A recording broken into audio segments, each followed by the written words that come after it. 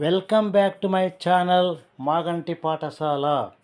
మాగంటి పాఠశాల అనబడే నా యొక్క యూట్యూబ్ ఛానల్ను చూస్తున్న ప్రతి ఒక్కరికి స్వాగతం, సుస్వాగతం. ఈరోజు ఈ వీడియో ద్వారా మనం ఫస్ట్ ఇయర్ డిగ్రీలోని సెకండ్ సెమిస్టర్కు చెందిన ఇంగ్లీష్ సబ్జెక్ట్లో ఉన్నటువంటి నాన్ డీటెయిల్కు చెందినటువంటి ఒక యూనిట్, ఒక ఇంపార్టెంట్ టాపిక్ గురించి, అందులో ఉన్న క్వశ్చన్ ఆన్సర్స్ గురించి స్పష్టంగా తెలుగులో క్లియర్గా మీకోసం వివరించబోతున్నాను. ఈ వీడియోను మీరు ఉపయోగించుకొని బాగా చదువుకొని మంచి మార్కులు సాధించాల్సిందిగా కోరుతున్నాను.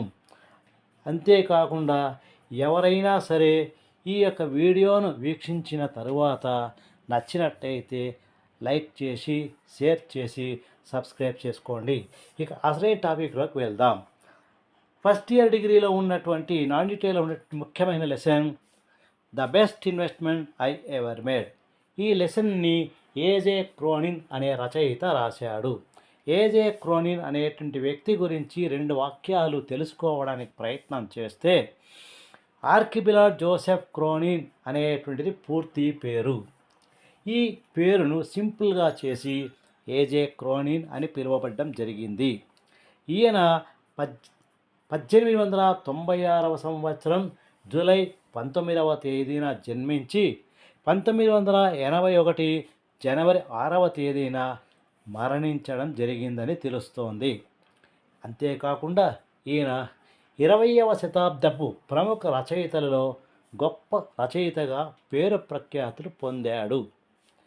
అసలు ఈయన మొదట్లో రచయితగా కావడానికి ముందు డాక్టర్గా పనిచేశాడు. డాక్టర్గా వైద్య వృత్తిని చేపట్టి లండన్ నగరంలో మెడికల్ ప్రాక్టీస్ ప్రారంభించి కొద్ది రోజుల తర్వాత కొన్ని అనివార్య కారణాల వల్ల, అనారోగ్య పరిస్థితుల వల్ల తన వైద్య వృత్తిని స్టాప్ చేసి, తన వైద్య వృత్తిని నిలిపేసి రచయితగా రచన చేయడం ప్రారంభించి గొప్ప రచయితగా పేరు ప్రఖ్యాతులు పొందాడు. ఇది ఏజే క్రోనిన్ గూర్చి మనకున్నటువంటి సమాచారము. ఇక క్వశ్చన్ ఆన్సర్లకు వెళ్దాం. First question, describe the mood of the narrator when he notice the stranger. దీనికి అర్థం ఏమి అంటే, నేరేటరు రచయిత ఇద్దరు ఒకరే. రచయిత అయినటువంటి ఏజే క్రోనిన్ స్ట్రేంజర్ అంటే కొత్త వ్యక్తిని గమనించినప్పుడు ఏ విధంగా ఫీల్ అయ్యాడు, అతని మూడ్ ఎలా ఉన్నది అనే దాని గురించి ఇక్కడ అడిగాడు. దానికి సంబంధించిన ఆన్సర్ గురించి ఇక్కడ ఉన్నది చూద్దాం. అయితే ఏదైనా ప్రశ్న రాయడానికి ముందు ఆ లెసన్ ఎవరైతే రాశారో ఆ రచయిత గురించి 2 వాక్యాలు రాయడం అనేటువంటిది ఒక మంచి పద్ధతి. కాబట్టి ఇంట్రడక్షన్ పేరుతో ఫస్ట్లో క్వశ్చన్కు ఆన్సర్ రాసేదానికి ముందు ఇంట్రడక్షన్ రాసి అందులో రచయిత గురించి 2 వాక్యాలు రాయాలి. దాని ప్రకారం ఇక్కడ మన ఫస్ట్ పేరా వచ్చేసి, A J Cronin was one of the most successful writer in the 20th century. He was born on 19th July 1896 and died on 6th January 1981. He opened medical practice at first in London in 1926, but due to some conditions he could not continue his medical practice and closed because of his ill health. He used to the time only to write. అదే ఇంతకుముందు చెప్పినట్టుగా వైద్యశాలను ప్రారంభించాడు, వైద్య వృత్తిని చేపట్టాడు. కొన్ని కారణాల వల్ల వైద్య వృత్తిని నిలబెట్టేసి ఆ మెడికల్ షాపు ఆఫీస్ అంతా క్లోజ్ చేసేసి, వైద్యశాలను క్లోజ్ చేసి రచనలుగా చేయడానికి ప్రారంభించి గొప్ప రచయితగా మారాడు. ఇక ఇందులో ఉన్నటువంటి మొదటి ప్రశ్నకు సమాధానం చూస్తే, Cronin was on the voyage back from London. He was in a normal mood. On the second day, he noticed that one of the passengers was closely watching him. He ignored him as he wanted to take rest. On the next day, the man with his wife was seeing him again and watching him. At this time, the doctor had some interest to know about them. Encouraged by his wife, finally the stranger approached the doctor and introduced himself very timidly. అంటే ఈ పేరాకున్న సమాధానము ఏమిటంటే, ఒకరోజు ప్రయాణికుడిగా narrator రచయిత అయినట్టు ఏజే క్రోనిన్ షిప్లో ప్రయాణం చేస్తుంటాడు. ప్రయాణం చేసే మొదటి రోజు ఆ రచయితను ఎక్కడి నుంచో దూరంగా ఇద్దరు వ్యక్తులు గమనిస్తూ ఉంటారు. ఆ భార్యాభర్తలైనటువంటి ఆ ఇద్దరు వ్యక్తులు గమనిస్తూ ఉన్నారనేటువంటి విషయాన్ని ఏజే క్రోనిన్ గుర్తించి వాళ్ళ గురించి తెలుసుకోవడానికి ప్రయత్నం చేస్తాడు. కానీ మొదటి రోజు ప్రయాణి బడలిక వలన ఆ పని చేయలేకపోయాడు. ఇక రెండవ రోజు ఆన్ ద నెక్స్ట్ డే అదేవిధంగా రెండవ రోజు కూడా భార్య భర్తలు ఇద్దరూ కూడా డాక్టరు లేదా రచయితను తదేకంగా దూరం నుంచి చూస్తూ గమనిస్తూ ఉన్నారనేటువంటి విషయాన్ని ఈయన కూడా గమనించాడు. ఎందుకు అలా చేస్తున్నారు అనే విషయాన్ని తెలుసుకోవడానికి ఆ డాక్టర్కు ఆలోచన వచ్చింది. అయితే ప్రయాణం చివరి రోజు కాబోతున్న సందర్భంలో భార్య యొక్క ఒత్తిడి వలన ఆ కొత్తగా అక్కడ ఉన్నటువంటి ఇద్దరు వ్యక్తులలో భర్త భార్య యొక్క ప్రోత్సాహంతో ఒత్తిడితో వెంటనే డాక్టర్ దగ్గరకు వచ్చి వాళ్ళిద్దరూ ఒకరికొకరు ఇంట్రడ్యూస్ చేసుకోవడం జరిగింది. టిమిడ్లీ అంటే భయంకరమైనటువంటి భయముతో, పిరికితనముతో, భయముతో మా గురించి ఇంట్రడ్యూస్ చేసుకుంటున్నాము అని చెప్పి ఆ ఇద్దరు వ్యక్తులు కూడా అక్కడ పరిచయం చేసుకోవడం జరిగింది. ఇది మొదటి ప్రశ్న. ఇక రెండవ ప్రశ్న చూస్తే, what did the stranger do 25 years ago? Stranger అంటే నూతనంగా కనిపించే వ్యక్తి. ఆయన భార్య, ఇద్దరు భార్యాభర్తలు ఇద్దరు కూడా ప్రయాణంలో రచయితకు పరిచయం అయ్యారు. కానీ ఆ రచయిత వీళ్ళ పట్ల ప్రత్యేకమైన శ్రద్ధ చూపి వాళ్ళ గురించి తెలుసుకోవడానికి ప్రయత్నం చేయలేదు. కానీ భార్య యొక్క సహాయంతో, ఉత్సాహంతో, ప్రోత్సాహంతో భర్తగా ఉన్నటువంటి అతను అప్రోచ్ అయ్యి డాక్టర్తో కలిసి మాట్లాడడం జరిగింది. దాన్ని బట్టి చూస్తే ఇక్కడ రెండో ప్రశ్నకు సమాధానం ఇది. The stranger introduced himself to the narrator. ఆ వ్యక్తి, కొత్తగా వచ్చిన వ్యక్తి డాక్టర్ దగ్గరికి వెళ్ళి తనకు తానే ఇంట్రడ్యూస్ చేసుకున్నాడు. But the doctor could not recognize him. ఎంతోమంది వ్యక్తులను కలవడం వల్ల, ఎంతోమంది పేషెంట్లు వచ్చిపోవడం వల్ల దేశాల్లో బిజీగా ఉన్నటువంటి డాక్టర్కు ఈ వ్యక్తి ఎవరో, ఈ కొత్త స్ట్రేంజర్ ఎవరో గుర్తుకు రాలేదు. The man and starts when back to an accident happen in 25 years ago. తన యొక్క జీవితంలో 20 సంవత్సరాల క్రితం జరిగిన విషయాన్నంతా కూడా గుర్తు చేస్తూ ఆ స్ట్రేంజర్ డాక్టర్కు ఎక్స్ప్లెయిన్ చేస్తున్నాడు. ఎందుకు అంటే తన గురించి గుర్తు చేసుకుంటాడేమో అని ఎక్స్ప్లెయిన్ చేస్తున్నాడు. The story starts in the flash back. గతంలో జరిగినటువంటి సంఘటన గురించి ఇక్కడ చెప్పాల్సి వచ్చింది. One day the police sergeant approached the doctor and requested him to attend A suicide case.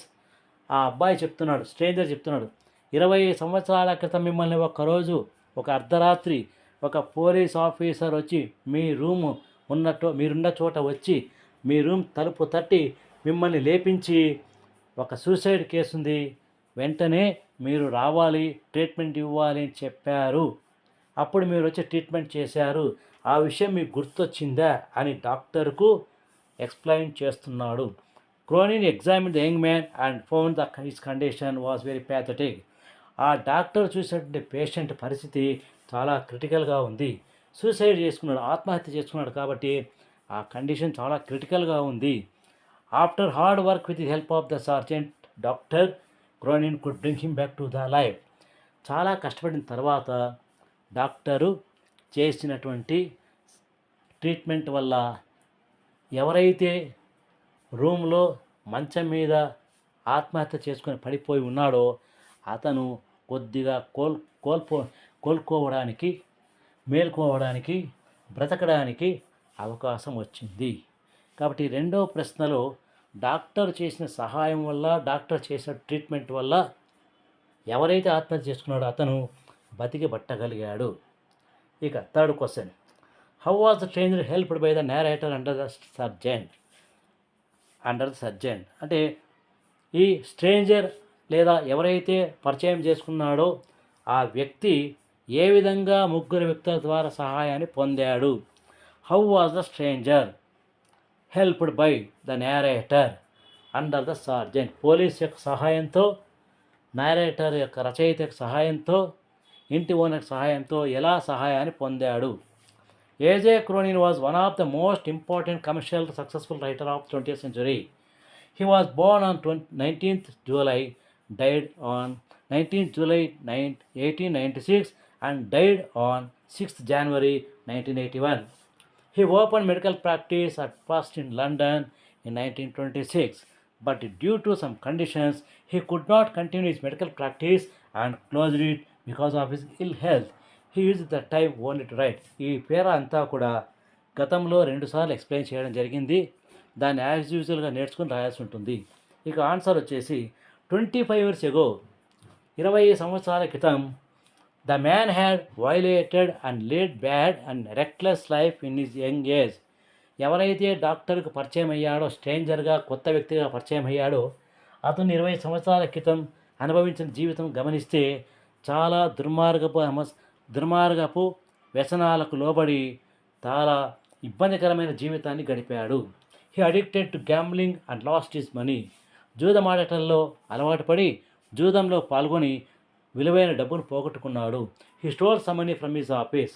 ఓడిపోయిన తర్వాత గెలిచిన వారు డబ్బులు ఇవ్వాల్సిన సందర్భంలో తన దగ్గర డబ్బులు లేకపోవడంతో తాను పనిచేసేటువంటి కార్యాలయంలో బీరువాలో నుంచి కొంత డబ్బును దొంగతనం చేసి ఆ యొక్క గెలిచిన వారికి డబ్బు ఇచ్చాడు. He lost everything and he decided to put end his life by committing suicide.